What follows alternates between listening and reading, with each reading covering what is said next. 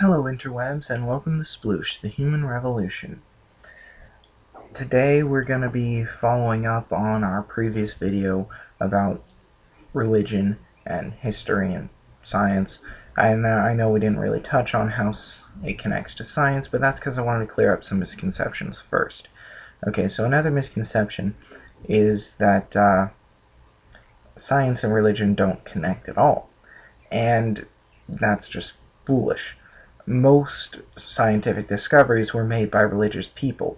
I mean, only the last century or so has anyone really been non-religious, and really there's no reason for it. I mean, you're fine with that, I guess, but there's no reason for you to attack religion just simply because you don't follow it. I don't attack atheism simply because I am religious. I'm willing to let everyone have their own opinion because that's what my religion teaches. If you actually go out and read the Bible, I mean, a lot of people don't understand that Christianity is actually probably the most tolerant religion according to the Bible. It's only because of a bunch of different extremist groups that people get the idea that it's very not tolerant. I mean, the whole idea behind Christianity is that you live a good, healthy life. You be nice to everyone. You take care of your friends, your family. You do the right thing, and you're rewarded for it. It's simple. Do the right thing, you get rewarded for it. Okay, well, what's the problem with that? And beyond that, the basic principle is that if you're doing the right thing all the time, then you don't care what everyone else is doing, because it doesn't really matter as long as you are doing the right thing. And that's the whole point behind it. I mean, the golden rule, the good Samaritan, the idea is that you do the right thing and everyone else will eventually figure it out and follow you because you are a good person. And maybe that doesn't work all the time because people are corrupt and stupid and they don't like to follow the right thing. But if everyone was, if everyone who followed Christianity was actually doing that, we wouldn't have such a bad rap. And speaking of which, simply because you call yourself Christian does not mean you are. Hitler considered himself to be Christian. I don't know of a single Christian person who would consider him to be Christian. Because quite frankly, he was not. He was a murderous bastard. And he used his upbringing to justify what he was doing, even though it completely flies in the face of everything that Christianity teaches. So that was just plain ridiculous. But again, Christianity and science and a lot of other religions really connect to science too. I mean, especially paganism. I mean, all of the most impressive scientific discoveries were made, at least, the first time, were made before the fall of the Roman Empire. And most of them were made in Greece or Rome. And a lot of them were made in Egypt or China. All of which are polytheistic religions, which is generally considered to be paganism, because of the way, I'm not exactly sure what pagan means, but that's the blanket term for a lot of different polytheistic religions. So it's interesting that people consider religion and science to be mutually exclusive. And the reason why is simply because most people who are religious don't go along with the modern version of the evolutionary theory. And for good reason. The modern version of the evolutionary theory is complete bull. I mean, it's gibberish. It doesn't make any sense at all to think that a creature who has absolutely no reason to change his existence would suddenly diverge into billions of different forms on just because. I mean, that's stupid. The Darwinian theory of evolution is perfectly viable. Things change over time, especially when there's a lot of pressure to change. And that makes sense. I mean, it does make sense because everything about nature tells us the same thing. I mean, hot and cold move into each other to make it lukewarm all the time. High air pressure moves into low air pressure to make it more moderate. And, I mean, good things move to make everything else better. But with people, with animals, it really just doesn't make sense the way you describe it.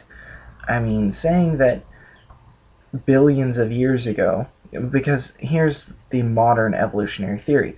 Billions of years ago, there was a bunch of gloop in the ocean.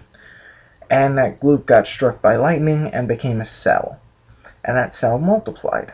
And then as it multiplied, it grew and changed and got more impressive. And over billions of centuries, that cell multiplied into a bunch of different kinds of cells and into a bunch of different fish. And then eventually those fish became amphibious, and then they became mammals, and then lizards, and like, I just don't understand how you could conceive that all mammals are descendant of amphibians. That is ridiculous. Completely ridiculous. And why would the cell change in the first place? I mean, yeah, sure, it's sitting there in the water. Okay, whatever. But why would it need to change? Why would it. I mean, what reason would it have? There's no environmental factor that's any different from what it was born in, and there's nothing around it that would try to eat it, so why would it need to change? Just cause it wanted to turn into a bunch of different stuff for fun? No, that's not how it works. The basic theory of evolution is that things only change if they absolutely have to. And the change is only noticeable because everything that didn't change died off. But with this scenario, that's not how it works. I mean, you wouldn't create a competition just in order to exist. It's ridiculous. And that's why most Christian people, most religious people in general, don't follow it, because it's stupid.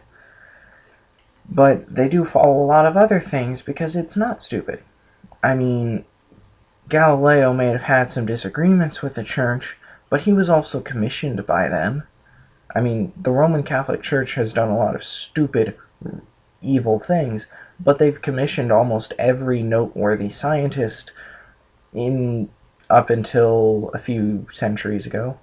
I mean, for several centuries, every noteworthy scientist was commissioned by the church because the church controlled everything. I mean, they controlled the universities, they controlled the governments, they controlled everything. So, yeah, most scientists were working for the church. They may have been working for this private university, but the university was funded by the church. So, I mean, Newton, even as recently as Newton, for he was working for a university in Oxford, and believe it or not, a lot of the money that goes into that school, at least at the time, was from the Roman Catholic Church, because they wanted to support the arts, they wanted to support science, they wanted to make sure that they were contributing to the future of their countries that they were in. And honestly, that's a good thing. Most of